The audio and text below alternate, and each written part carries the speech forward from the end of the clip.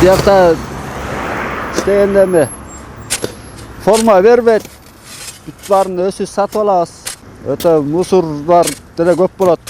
Kar köp çaganda başka bala жетишпейт. Misal üçün күрөктөрдү деле 2 күрөк алып келип коюп бүттү ошо менен. Перчатканы деле өсүз сатып алабыз. Өтүктөрдөн бери сатып алабыз бүт бар.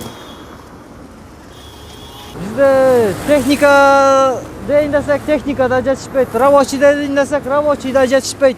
Элден жалап көп чөп, мусор алынбай атат, жолдор тазаланбай атат деп. Себеби эмнеде? Себеби анын баары кылса болот. Аны кылыш үчүн зарплатты көбөйтүш керек, рабочийларды караш керек. Мисалы рабочийлар көп нерседе муктаж да.